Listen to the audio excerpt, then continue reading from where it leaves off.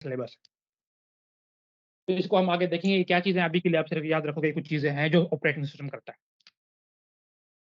अच्छा, types of operating system देख लेते हैं क्योंकि इसमें से भी एक आध क्वेश्चन आ चुका है पहले और हम इसी चीज़ को लेके चल रहे हैं कि अगर अगर कुछ चीज़ पहले आ चुकी है और उसके रिपीटिशन के चांसेस ज़्यादा है। तो कुछ ऑपरेटिंग सिस्टम है मशहूर-मशहूर सिर्फ हम देख लेते हैं। बैच ऑपरेटिंग सिस्टम है, इंटरैक्टिव ऑपरेटिंग सिस्टम है, मल्टी प्रोग्रामिंग, मल्टीटास्किंग और मल्टी प्रोसेसिंग है। उसके बाद रियल टाइम ऑपरेटिंग सिस्टम है, एम्बेडेड ऑपरेटिंग सिस्टम है, डिस्ट्रीब्यूटेड है और क्लस्टर्ड है। इनको हम जल्दी-जल्दी से देख लेते हैं क्या है। हाँ जी, क्या होता है बैच ऑपरेटिंग सिस्टम बताओ?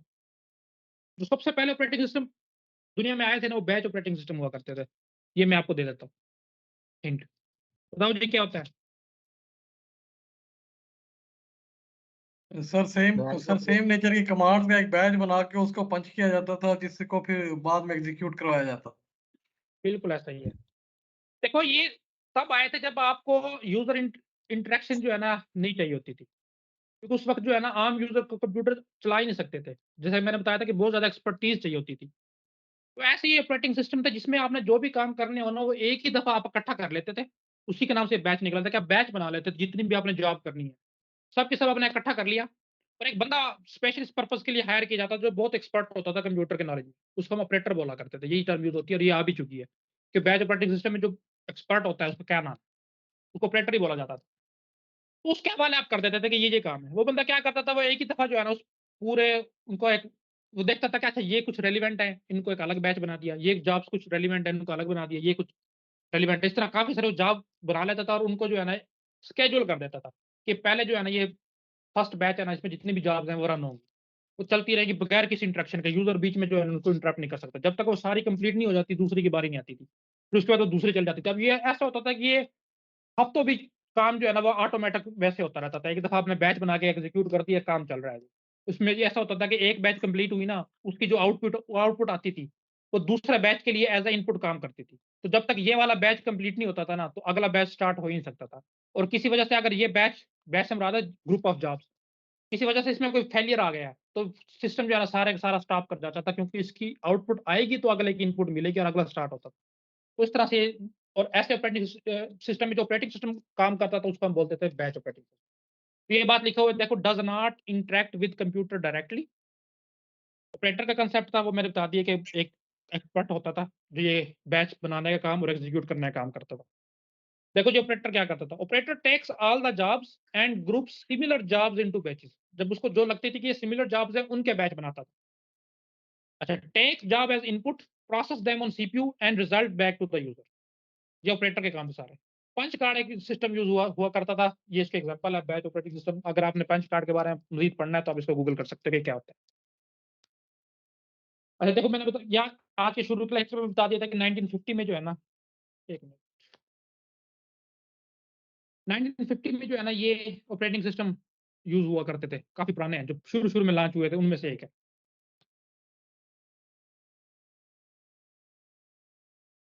अच्छा देखो it is very difficult to guess और know the time required for any job to complete. ये कुछ उसकी कह लो कि प्रॉपर्टीज़ हैं। इसमें आप गेस नहीं कर सकते थे कि कितना टाइम लगेगा किसी भी जॉब को कंप्लीट होने के लिए। क्योंकि पूरे-पूरे बैच होते थे।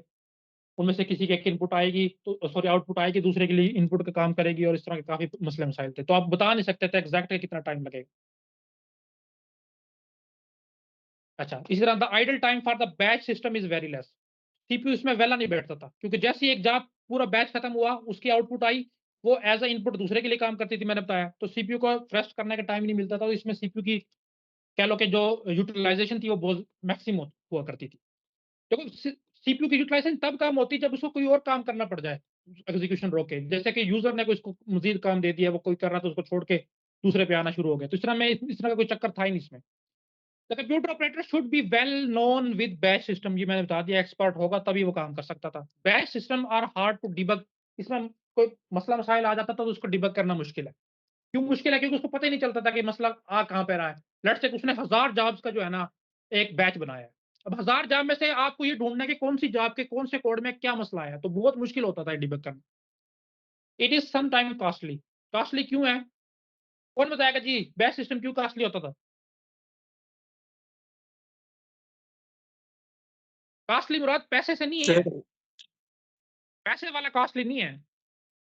सर सर कॉस्टली ये टाइम इसलिए के है कि लिहाज ज़ाहिर टाइम के लिहाज से। स्टार्ट होती वर्क के मतलब लिहाज जब से एक मर्तबा कमांड पंच कर दी गई है तो फिर जब तक वो पूरी एग्जीक्यूट नहीं होगी आप क्यों कोई नहीं और होगी? दूसरी कमांड नहीं डाल सकते। हाँ, इस लिहाज से इसको कॉस्टली लेना है, कभी पैसे के हिसाब से लो। अच्छा, the other jobs will have to wait, ठीक है जी, for a unknown time if any job sir fail. ये क्या भी मैं बताइएगा प्लीज, कॉस्टली किस मैं लिहाज कह से रहा कह हूँ रहे हैं आप? कि देखो, अगर एक पूरे का पूरा बैच था, उसमें से कोई एक जॉब जो है ना वो फेल हो गई है। अब उसके बाद जितने भी बैचेस पड़े हैं ना जॉब्स वाले, उनको अनडेफिनिट टाइम के लिए वेट करना पड़ेगा। ठीक है। तो देखें जी, नेक्स्ट हमारे पास है मल्टी प्रोग्रामिंग ऑपरेटिंग सिस्टम। ये आप इसमें जो है ना बड़ी कंफ्यूजन होती है, मल्टी प्रोग्रामिंग क्या है, मल्टीटास्किंग क्या है? क्या होता है जी मल्टी प्रोग्रामिंग, बताओ? सर मल्टी प्रोग्राम का मतलब होता है कि एक टाइम पे जितने ज्यादा आप प्रोग्राम प्रोसेस जो है वो अपनी रैम के अंदर लेके जा सकते हैं। हाँ, और इसको मल्टीटास्किंग का मतलब है कि एक टाइम पे कितने काम आप कर प्रोसेस कर एग्जीक्यूट सकते हो रहे हैं। हैं। पहली बात आपने याद रखनी है कि सिंगल प्रोसेसर की बात होती है। मल्टी प्रोग्रामिंग हो गई या मल्टीटास्किंग हो गई, उसमें प्रोसेसर सिंगल होता है। तो मसला ये है कि प्रोसेसर हमारे पास सिंगल है। लेट्स से कि वो कोई काम कर रहा था, उसको किसी इनपुट या आउटपुट डिवाइस से जो कोई चीज लेनी पड़ गई है, तो वो अपना यहाँ पे काम रोक के ना इधर जाएगा, देखो। और जब तक वो वहां से कोई डाटा लेके वापस नहीं आता, तब तक सीपीयू कोई भी काम नहीं कर रहा, आइडल बैठा। तो इसी चीज को हमने जो है ना मिनिमाइज करना है। तो हमें पता है कि यार देखो ना, रैम में मेरे पास जो है ना कोई भी चीज उठ के पहले आती है और वहां से सीपीयू काम शुरू करता है। तो लेट्स से कि मैंने रैम में क्या किया जी, 2 प्रोग्राम में एट अ टाइम ले आया। अब एक पे उसने काम स्टार्ट किया, जाएगा सीपीयू तो मेरे पास एक है, एक वक्त में एक ही प्रोग्राम चल सकता है। उसने अपना एक काम करना स्टार्ट किया, किसी वजह से उसको अगर किसी आउटपुट या इनपुट डिवाइस के पास जाना पड़ भी गया है, तो देखो रैम में उसके पास एक ऑलरेडी प्रोग्राम या कह लो कि प्रोसेस मौजूद है। तो वो क्या करेगा, बजाय वेला बैठने के इस पे काम शुरू कर दे और इसको एग्जीक्यूट करना स्टार्ट कर दे। और तब तक ये भी वापस आ जाएगा, ये दोबारा से रैम में आ जाएगा। उसके बाद ही इस पे काम करना स्टार्ट कर देगा। तो यही कंसेप्ट था मल्टी प्रोग्रामिंग का। सिंगल प्रोसेसर था, आप चाह रहे थे कि सीपीयू जो है ना आपका आइडल ना बैठे, तो आपने क्या किया, आइडिया ये दिया कि यार मेन मेमोरी के अंदर जितना हो सकता है ना आप अपने उस प्रोग्रामिंग सॉरी प्रोसेस को लेके आ जाओ। और इसी चीज से हम डिग्री ऑफ मल्टी प्रोग्रामिंग जज करते हैं कि आप एक वक्त में अपनी प्राइमरी मेमोरी में कितने प्रोसेस को ला सकते हो। जितनी प्रोसेस को ला सकते हो, उतनी ज्यादा आपकी डिग्री ऑफ मल्टी प्रोग्रामिंग होती है। और इसी चीज से एक कंसेप्ट निकला था मल्टी प्रोग्रामिंग का। अच्छा देखो, multi programming increases the throughput of the system. System की जो ओवरऑल एफिशिएंसी है उसको ये इंक्रीज कर देती है। मैंने बताया कैसे। It helps the reducing the response time. Response time को रिड्यूस करने में यूज होती है। रिस्पांस टाइम क्या है कि आपने कोई प्रोसेस सबमिट तो कर दिया, फर्स्ट सीपीयू उसको कब मिलेगा, ये होता है आपका रिस्पांस टाइम। यही बात है, अगर किसी वजह से एक सिस्टम प्रोसेस था वो निकल भी गया है, तो फौरी तौर पे दूसरा प्रोसेस अवेलेबल होता है, तो उसका रिस्पांस टाइम जो है ना वो रिड्यूस हो जाता है, कि बजाय उसको ज्यादा वेट करने के दूसरे प्रोसेस को उसको कम वेट करना पड़ रहा है। अच्छा, नेक्स्ट हमारे पास है मल्टीटास्किंग ऑपरेटिंग सिस्टम। तो पहले आप सिंगल टास्किंग को समझो। सिंगल टास्किंग क्या है? देखो, सिंगल टास्किंग भी वही कंसेप्ट है। आपके पास एक ही सीपीयू है, उस पे आपने एक वक्त में एक ही प्रोग्राम को रन किया हुआ है, एक ही काम हो रहा है। अच्छा, मसला क्या होता है कि वो जो अभी मैंने पीछे एग्जांपल दिया था, तो ठीक है जी। अच्छा, अब आप चाह रहे हो कि यार आप यूजर पे तो पाबंदी नहीं लगा सकते ना कि वो एक वक्त में एक ही काम करे। लेट्स से मैं चाहता हूँ कि यार मैं टाइपिंग कर रहा हूँ। अब टाइपिंग करते करते मैं क्या चाह रहा हूँ कि यार साथ में म्यूजिक भी सुनूं मैं। अब प्रोसेस आपके पास, मसला ये है कि प्रोसेसर एक है, लेकिन आप ये दोनों काम करवाना चाह रहे हो। तो आपने क्या फार्मूला लगाया, आपने कहा यार मैं जो है ना सीपीयू को इतनी तेजी से स्विच करता हूँ इन दोनों काम पे कि यूजर जो है ना डिफरेंशिएट ही ना कर पाए। तो बस ये मल्टीटास्किंग का फंडा है कि आपके पास सिंगल प्रोसेसर है, टास्क आपके पास करने वाले ज्यादा है, तो आप क्या करते हो, कंटेक्स्ट स्विचिंग करते हो। एक प्री डिफाइंड टाइम लिमिट आपने रख ली। लेट्स से कि मैं रख लेता हूँ 1 मिली सेकंड, ये माइक्रो सेकंड लगा लो, मिली तो कम है, माइक्रो सेकंड जो है ना ये मैंने रख लिया टाइम, कि हर माइक्रो सेकंड के बाद जो है ना मेरा प्रोसेसर पहले वाले प्रोसेस को छोड़ के दूसरे पे शिफ्ट कर जाएगा, और अगले सेकंड माइक्रो सेकंड के बाद उसको छोड़ के पहले पे।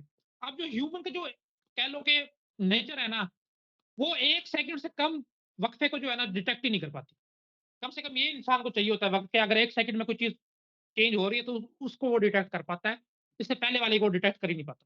तो हमने अपना टाइम फ्रेम भी माइक्रो सेकंड रखा है। माइक्रो सेकंड में आप ऐसा तेज़ी से स्विच करते रहो, तो यूज़र को लगता ही नहीं है कि जो है ना सिंगल प्रोसेसर है और वो बीच में सॉन्ग मेरा रुक रहा है या मेरे बीच में जो है ना टाइपिंग स्टॉप हो रही है। उसको ऐसे लगता है कि दोनों काम साइमल्टेनियसली हो रहे हैं।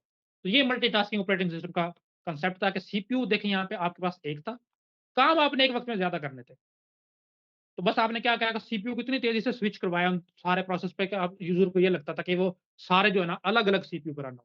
और इस जो ये काम जो मैंने बताया कि स्विच करने का, इसको हम बोलते हैं कॉन्टेक्स्ट स्विचिंग। ये हमारे आगे प्रोसेस में और मेमोरी मैनेजमेंट बहुत ज़्यादा यूज़ होता है। तब आपको इस बेहतर समझ आएगी कॉन्टेक्स्ट स्विचिंग होती है। अच्छा, मल्टीटास्किंग 2 तरह की होती है। एक प्रीम कौन इसको डिस्क्राइब करेगा जी, प्रीएम्प्टिव को और कोऑपरेटिव को? सर अभी एक भाई ने मल्टी प्रोग्रामिंग और मल्टीटास्किंग का डिफरेंस बताया, काइंडली उन्हें क्या दोबारा बता दें? हाँ भी हसन। सर मल्टीटास्किंग होता है कि एक प्रोसेसर एक टाइम में ज़्यादा टास्क जो है वो प्रोसेस कर सके। और मल्टी ठीक है, प्रोग्रामिंग का मतलब होता है कि ज़्यादा से ज़्यादा प्रोग्राम रैम के अंदर इनपुट करना। बिल्कुल ऐसा ही।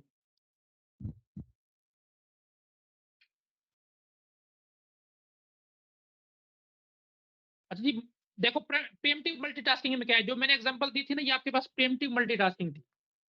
कि आपने सर एक अलाउ प्रीडिफाइंड करता टाइम है रख इसमें कि नया टास्क आ जाए तो मिल जाता है। मतलब आप टा अभी उसने अपना काम फिनिश नहीं किया था किसी टास्क में, लेकिन अगर उसका कंट्रोल टाइम शिफ्ट फ्रेम जो होता है। एक्सपायर हो गया है, तो सीपीयू दूसरे पे स्विच कर जाएगा, तो ये प्रीएम्प्टिव है। कोऑपरेटिव में क्या है कि अगर ये वॉलंटरीली अपने आप को यील्ड करता है कि ठीक है यार, मेरा काम हो गया, ये नहीं हुआ, ये प्रोसेस पे अपने पे ऊपर है। अगर वो चाहता है कि सीपीयू दूसरे पे शिफ्ट कर सके तभी वो करेगा, वरना नहीं। सीपीयू अपने मर्ज़ी से नहीं करेगा। ये वॉलंटरीली अगर लीव कर देता है प्रोसेस सीपीयू को, तब वो दूसरे टास्क पे शिफ्ट कर सकता है, अदरवाइज़। ये प्रीएम्प्टिव या नॉन प्रीएम्प्टिव जो है ना, आगे बहुत ज़्यादा आएँगे जब हम एल्गोरिदम्स को पढ़ेंगे, तब ये चीज़ें मज़ीद क्लियर होंगी। सर इसको रिपीट कीजिएगा। प्रीम्प्टिव में एक कंप्लीट होता है फिर स्विच होता है? नहीं, प्रीएम्प्टिव में जो है ना, बेशक कंप्लीट हो ना हो, अगर आपका टाइम जो आपने स्लॉट दी हुई थी वो एक्सपायर हो गई, तो सीपीयू जो है स्विच कर देगा। सर जी प्रिमिटिव के अंदर डिफरेंट कंडीशन होती हैं सर, कॉन्टेक्स्ट स्विचिंग भी हो सकती है, टाइम क्वांटम भी हो सकता है। बिल्कुल, यही मैं बता रहा हूँ कि अगर टाइम क्वांटम एक्सपायर हो गया, बेशक उसका एग्ज़ीक्यूशन फिनिश हुई है, नहीं हुई, उसने स्विच कर जाना है।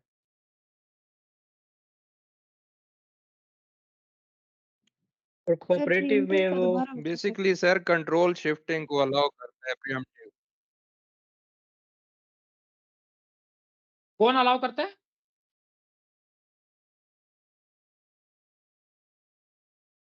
सर कि सिस्टम ओएस अलाउ करता है कि आप टास्क को शिफ्ट कर लें। प्रीएम्प्टिव का ये मतलब होता है सिंपल। टास्क को शिफ्ट नहीं करना है, सीपीयू को शिफ्ट करना है।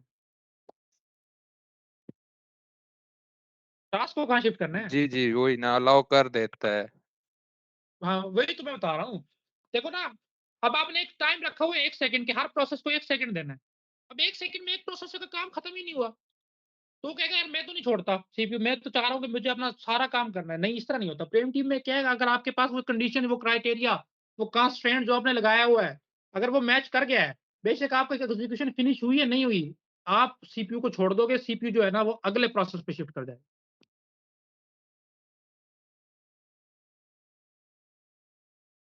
ये तो फिर ठीक नहीं है सिस्टम के लिए। नहीं, चीज़ें देखो, जहाँ पे आपको इंटरेक्शन चाहिए होता है। अब फॉर एग्जांपल मैं ये ओपन किया हुआ है मैंने पावर पॉइंट, अब मैंने जैसे ही यहाँ पे क्लिक किया है, अब पावर पॉइंट का अपना काम खत्म तो नहीं हुआ, लेकिन उसने फौरन से जो है ना अपना प्रोसेसर जो है वो दूसरे पे शिफ्ट कर दिया कि यार ये यूज़र ये चीज़ माँग रहा है, अब उसको ये चीज़ दिखाई जाए। लेट्स से मैंने इसको मिनिमाइज़ कर दिया, कंप्यूटर स्क्रीन मेरे पास शो हो रही है। अगर अब वो कहेगा नहीं भई प्रोसेसर मैं तो नहीं छोड़ता, वो वहीं दिखाता रहे मैंने तो मिनिमाइज़ कर दिया, मेरे को बात ही नहीं मान रहा कंप्यूटर। ये होता है, सिनेरियो बेस्ड होता है। इसकी किसी भी सिनेरियो पे आप क्या काम लेना चाह रहे हो? सर और कोऑपरेटिव में कोऑपरेटिव लेंगे। कोऑपरेटिव में वो नहीं छोड़ता। कोऑपरेटिव में नॉन प्रीएम्प्टिव की तरह लो आप लो। उसमें सारे जो है ना प्रोसेस आपस में सिंक्रोनाइज़्ड होते हैं। अभी के लिए आप जो है इसको नॉन प्रीएम्प्टिव ही समझो। जी हमज़ा? जी सर, यही पूछा है कि नॉन प्रीएम्प्टिव ही होगा कोऑपरेटिव, ठीक आपने बता दिया हाँ, है। अभी के लिए आप इसको नॉन प्रीएम्प्टिव समझो, इसमें थोड़ा बहुत डिफरेंस है, वो मैं आगे जब हम प्रीएम्प्टिव और नॉन प्रीएम्प्टिव शेड्यूलिंग पढ़ेंगे मैं बताऊँगा। जी ठीक है सर। अच्छा, मल्टी थ्रेडिंग क्या है जी? थ्रेडिंग क्या होती है?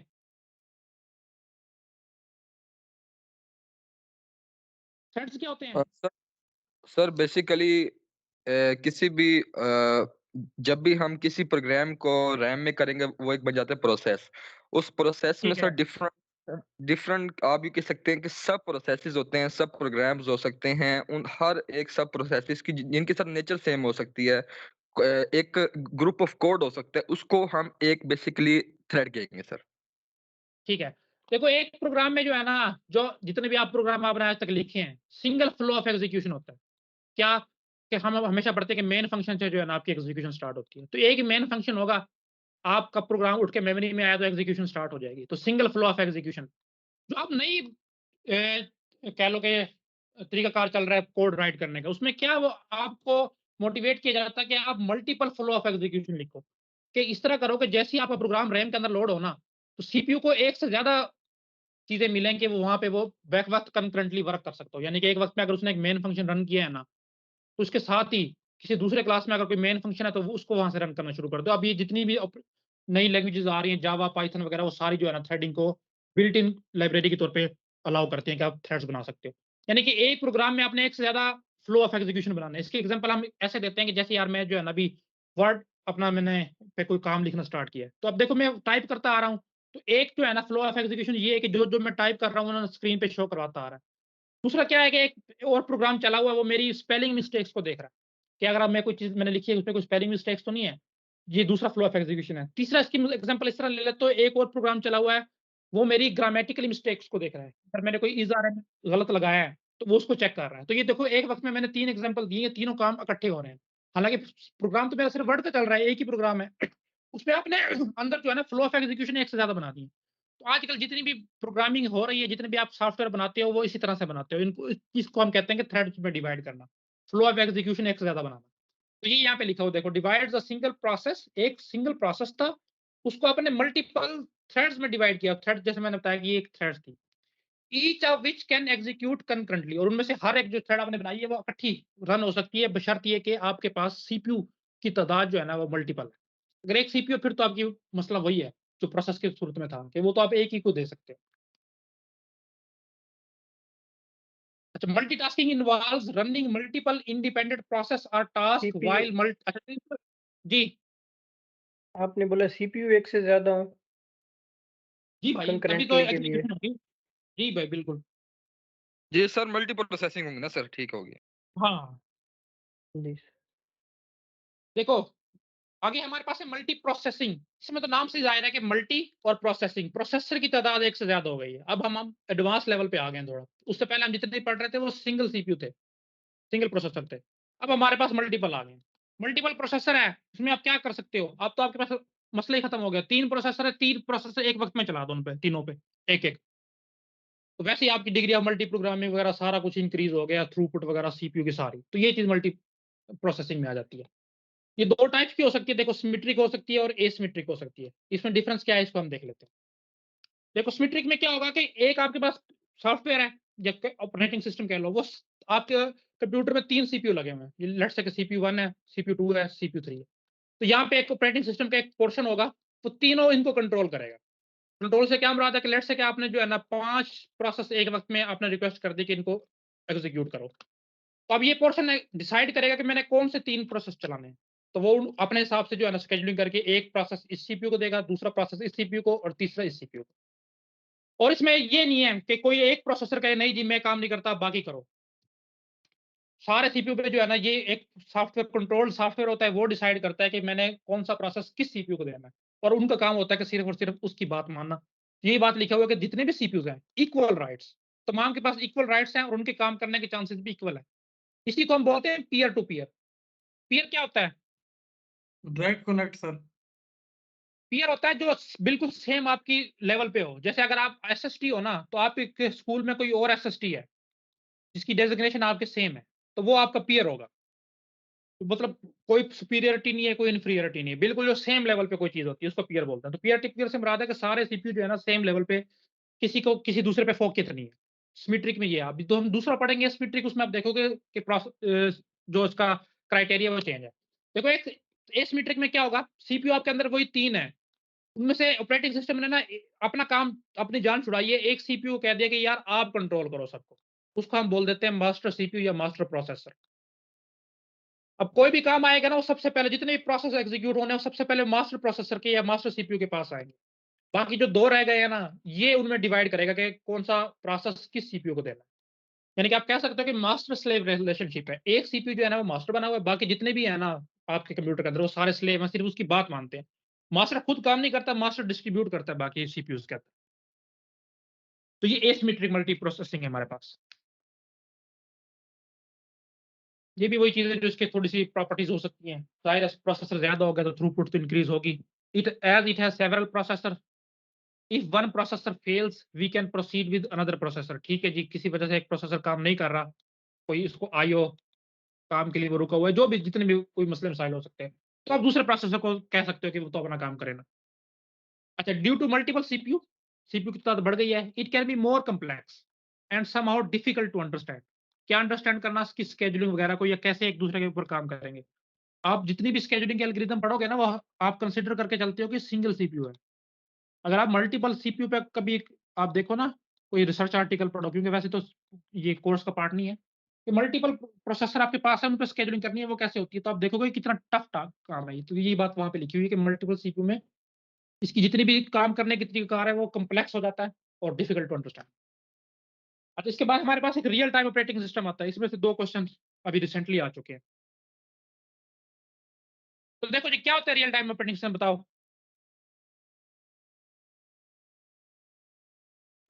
सर जिसमें टाइम कंस्ट्रेंट होता है टाइम कि कंस्ट्रेंट आपने विद इन पर टाइम उस चीज को हाँ, रिस्पॉन्स करना होता बिल्कुल ऐसा ही है। कुछ सिस्टम ऐसे होते हैं आपके पास, जिसमें आपके पास एक कंस्ट्रेंट दिया गया है कि लेट्स से यार 2 सेकंड के अंदर-अंदर जो है ना, लाज़मी तौर पे आपके सिस्टम ने रिस्पॉन्स करना है। अगर 2 सेकंड तक वो नहीं करेगा, तो हम समझेंगे कि यार ये फेल हो गया है। इसके एग्जांपल मैं देता हूँ कि लेट्स से कार के अंदर जो है ना, एयर बैग सिस्टम लगा होता है।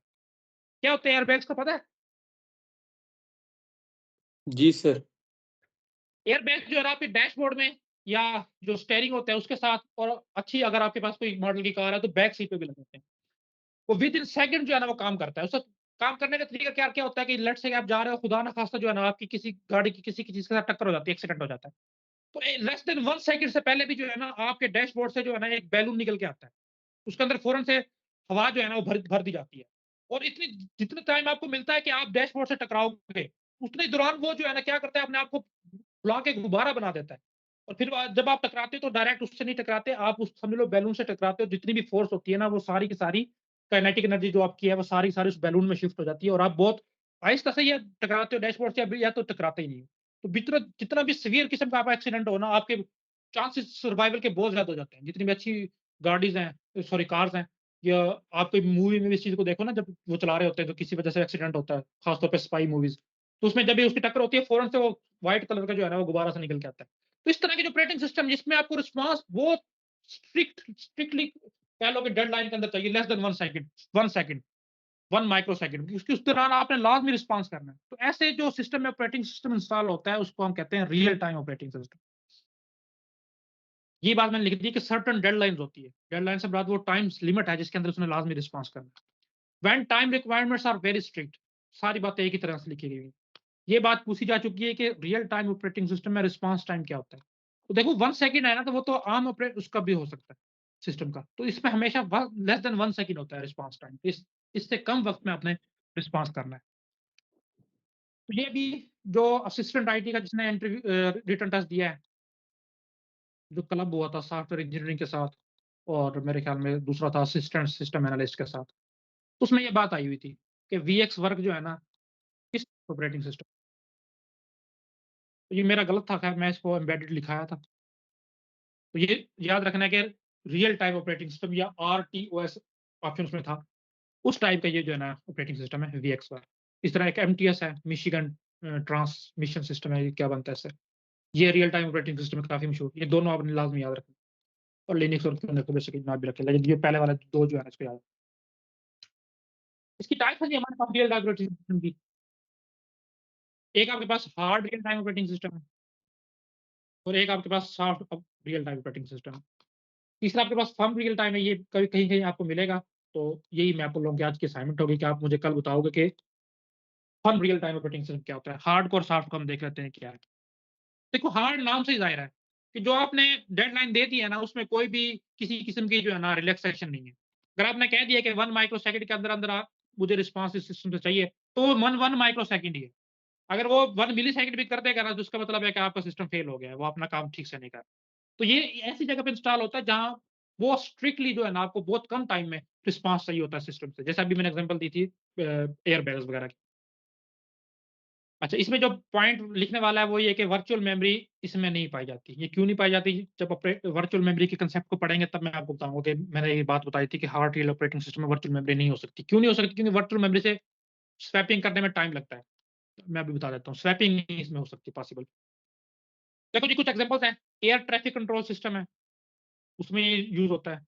ऑटोमेटिक पैराशूट्स, आपने जो है ना जंप किया है तो एक टाइम लिमिट है कि यार इतनी हाइट आएगी ना, उसके दौरान आपने पैराशूट लाजम तौर पे खुल जाना। इस तरह के एयरबैग्स की मैंने एग्जांपल दे ही दी है।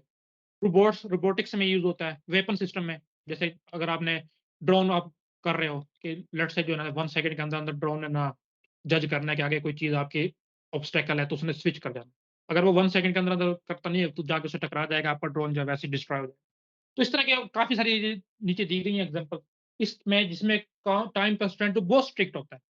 वहाँ उसको जो उस कैटेगरी में लाई करते हैं उसको हम बोलते हैं hard real time operating system.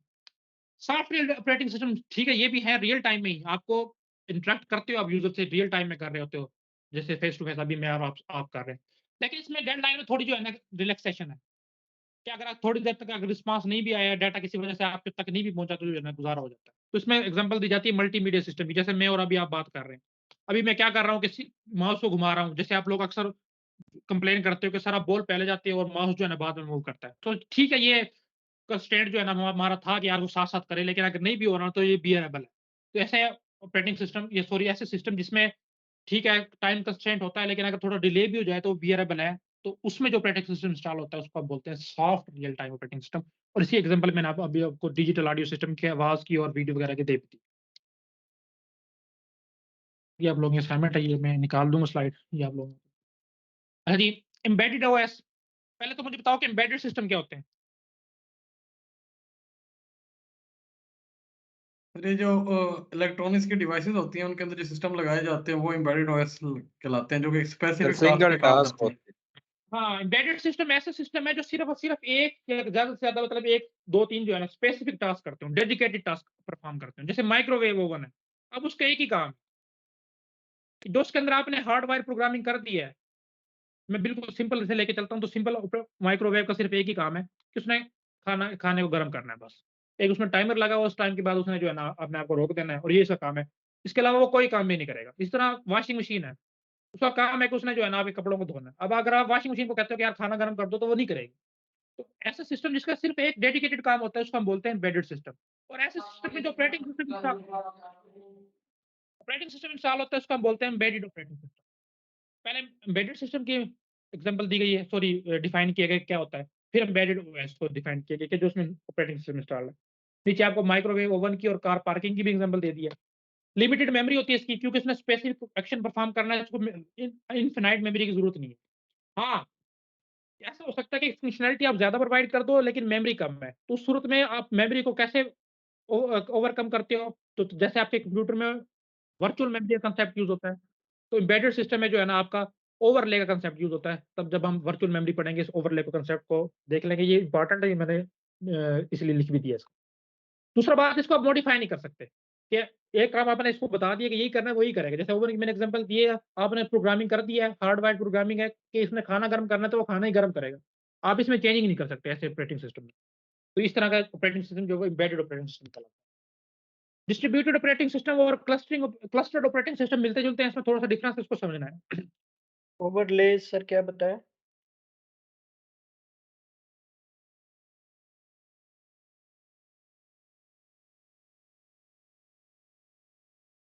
Virtual memory की तरह बताया सर ने, वो फिर बाद में डिस्कस कर लेंगे। सही। तो लेट्स से कि आप चाह रहे हो कि यार आप रैम का कंस्ट्रेंट वही है आपके अंदर, आपने अपना कॉस्ट को भी देख रहे हैं, लेकिन आप एक से ज़्यादा फंक्शनैलिटी प्रोवाइड करवाना चाह रहे हो।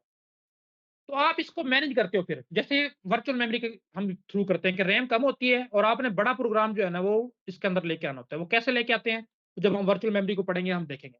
तो बिल्कुल सेम इसी तरह अगर एम्बेडेड ऑपरेटिंग सिस्टम में आपने एक ऐसा कोई फंक्शनैलिटी प्रोवाइड करनी है जो उसकी रैम से बाहर जा रही है, उसके कंस्ट्रेंट से बाहर जा रही है, तो फिर आप ओवरले को यूज़ करते हो। ये वर्चुअल मेमोरी से ही मिलता-जुलता कांसेप्ट है, इसको हम पढ़ेंगे इंशाल्लाह। जी। डिस्ट्रीब्यूटेड ऑपरेटिंग सिस्टम देखो जी क्या होता है। इसमें क्या होता है कि काफ़ी सारे कंप्यूटर्स को जो है ना आपने एक नेटवर्क के थ्रू कनेक्ट कर दिया होता है। लेट्स से कि ये कोई नेटवर्क है, इंटरनेट ले लो उसकी एग्ज़ाम्पल या कोई प्राइवेट नेटवर्क ले लो।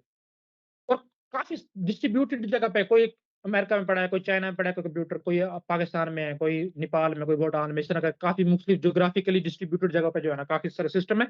लेकिन वो पूरा सिस्टम है। पूरे सिस्टम से मुराद है कि उसका अपना प्रोसेसर है, अपनी मेमोरी है। पूरा का पूरा सिस्टम है, वो आपने कनेक्ट कर दिए। अब क्या है कि लेट्स से मैं एटीएम का एग्ज़ाम्पल लेता हूँ। एटीएम में एमसीबी का एग्ज़ाम्पल ले लो। एमसीबी जो है ना काफ़ी जगह पे कंप्यूटर रखे हुए हैं, जिसमें डाटा मौजूद है। इनका सारा कस्टमर का डाटा बेस जो है ना वो मौजूद है। अब एक बंदा जो है ना सेम टाइम में लेट्स से कि भक्कर से कोई ट्रांज़ैक्शन कर रहा है और एक उसी वक़्त में लाहौर से कर रहा है। तो क्या होता है कि लेट्स से कि इसके करीब-तरीन जो भी सिस्टम पड़ा होगा उसमें सारा डाटाबेस मौजूद है, तो वो इसको रिस्पॉन्स करेगा। और इस तरह के जो लाहौर के करीब-तरीन पड़ा होगा वो इससे करेगा। तो इसमें 2 चीज़ें हैं, एक तो कि जो आप सिस्टम कनेक्ट करोगे किसी नेटवर्क के थ्रू तो पूरा एक सिस्टम होगा। दूसरी बात कि हर सिस्टम अलग काम परफ़ॉर्म करेगा। यानी कि ये देखो ये सिस्टम जो है ना ये सिर्फ़ और सिर्फ़ इस कस्टमर को कह दो कि एंटरटेन कर रहा है। इसका इस कस्टमर के साथ कोई ताल्लुक नहीं है। और ये वाला सिस्टम है सिर्फ़ दूसरे कस्टमर को कर रहा है। इस तरह बाकी भी किसी और को करेंगे। तो ये डिस्ट्रीब्यूटेड ऑपरेटिंग सिस्टम इसमें हमारे साथ कि एक काफ़ी सारे कंप्यूटर्स हैं, फुल फ्लेज कंप्यूटर्स हैं। उनकी अपनी मेमोरी भी है और प्रोसेसर भी है। उनको आपने किसी एक नेटवर्क के थ्रू आपस में कनेक्ट कर दिया है और उन पे जो है ना मल्टीपल जॉब्स जो है ना आप लोड डाल रहे हो और वो बाकी अपने आप को जो है ना जॉब्स को डिस्ट्रीब्यूट कर लेते हैं कि ये काम आप करो, ये काम आप करो, ये काम आप करो। तो इस चीज़ को बोलते हैं डिस्ट्रीब्यूटेड ऑपरेटिंग सिस्टम। ये आजकल बड़ी यूज़ हो रही है। उसके मुकाबले में दूसरी है ना हमारे पास क्लस्टर ऑपरेटिंग सिस्टम। इसमें देखना क्या होता है, क्लस्टर में क्या है कि आप जो है ना सिर्फ़ और सिर्फ़ किसी लोकल एरिया नेटवर्क में लैन के थ्रू जो है ना सिस्टम्स को कनेक्ट करते हो। और सिस्टम से मुराद ये नहीं कि फुल फ्लेज कंप्यूटर्स होंगे, हो भी सकते हैं और ऐसा भी हो सकता है कि सिर्फ और सिर्फ सीपीयू हो। सीपीयू से क्या मुराद है कि सिस्टम तो पूरा कनेक्ट होगा, लेकिन वो बाकी चीजें आपको शेयर नहीं करने देगा, सिर्फ और सिर्फ उसका सीपीयू आपको अवेलेबल होगा। तो सर और हमारे जो मेन कंप्यूटर लैब के अंदर भी एक क्लस्टर कंप्यूटर सिस्टम ही है जो कि लैन के साथ जुड़े होते हैं और उनके साथ टर्मिनल जुड़े होते हैं। टर्मिनल जुड़े होते हैं, और बिल्कुल वो वही बात है। तो ये उसमें क्या होता है कि लेट्स से कि आपने कोई एक सिंगल टास्क जो है ना वो इस पूरे क्लस्टर पे डाला है ना, तो इस सिंगल टास्क को आप डिवाइड कर लेते हो 6 पोर्शन में।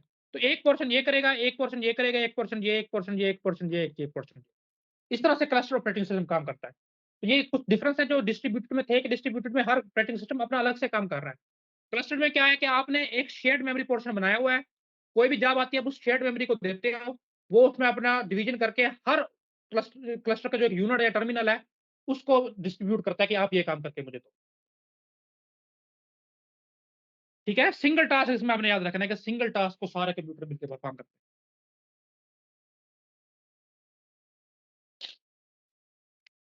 ठीक है जी? आज के लेक्चर में किसी को कोई इश्यू है तो बताएँ।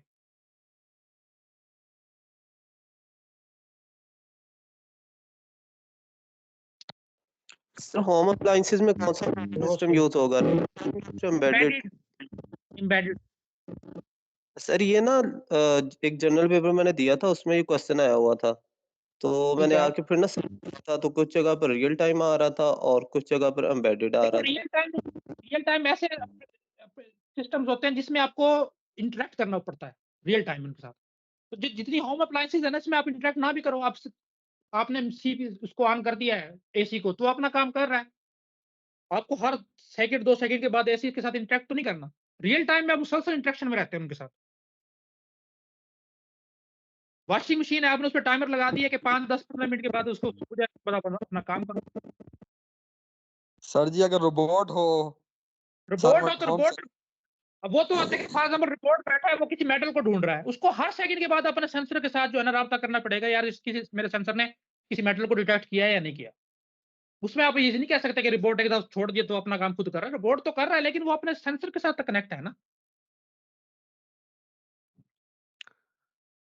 सर ये दो डिफरेंट चीजें नहीं है, एक टाइम बाउंडेड कंसेप्ट को हम देख रहे हैं और दूसरा एम्बेडेड स्पेसिफिक टास्क वाले को देख रहे हैं।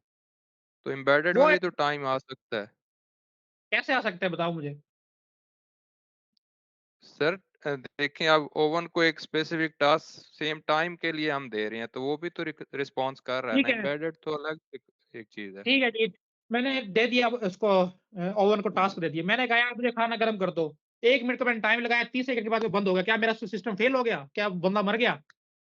नहीं सर, मतलब सर टास्क तो एक ही है ना। लेकिन सर टास्क उसने देखो टास्क तो हमने पूरा जो चीज परफॉर्म पढ़ी है नहीं कि किया ना। हमने कहा है कि देखो अगर वो अपनी सर्टेन डेडलाइन लिमिट अचीव नहीं करता तो कैटास्ट्रॉफिक इफेक्ट होते हैं उससे। जैसे मैंने अभी एयरबैग की एग्जांपल दी थी कि उसमें अगर वो 1 सेकंड के अंदर नहीं निकला तो बंदा मर गया। पैराशूट है आपका टाइम पे नहीं खुला तो बंदा मर गया। बोट ने अगर सही डिटेक्ट नहीं किया तो बोट के टुकड़े-टुकड़े हो गए। ड्रोन ने डिटेक्ट करके अगर चेंज नहीं किया तो ड्रोन गया। उसमें अगर वो उसने खाना गर्म नहीं किया तो बंदा मरेगा थोड़ी उससे। आप दोबारा टाइम लगा लो। सर सिस्टम तो फेल हो रहा है ना। यार सिस्टम फेल हो रहा है लेकिन उसका कैटास्ट्रॉफिक इफेक्ट नहीं है ना। जानलेवा इफेक्ट नहीं है उसके। उसकी यार definition ये क्रॉप रियल टाइम में नहीं आ जाएगा फिर? बहुत रियल टाइम में भी देखो अगर मैं बैठा हूँ अब मैं बोलता जा रहा हूँ आप तक आवाज पहुंच ही नहीं रही फिर उसमें भी देखो लिमिट तो है ना। अब मैं कितनी देर तक अकेला बोलता रहूंगा। अब मैं क्लास मैंने लगाई आप लोगों की ज्वाइन ही नहीं हो रही मैं अकेला बोलता रहूँ तो मुझसे क्या फायदा हो रहा है।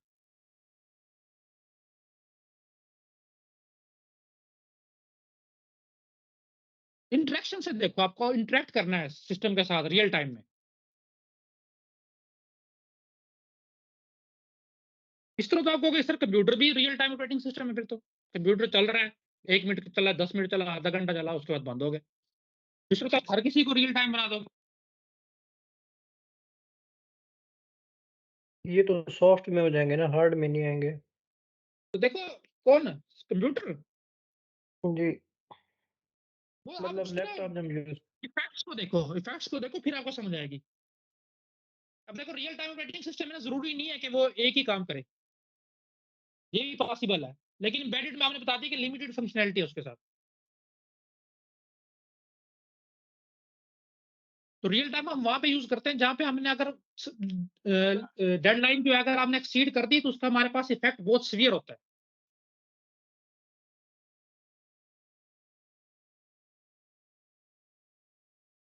जी सर।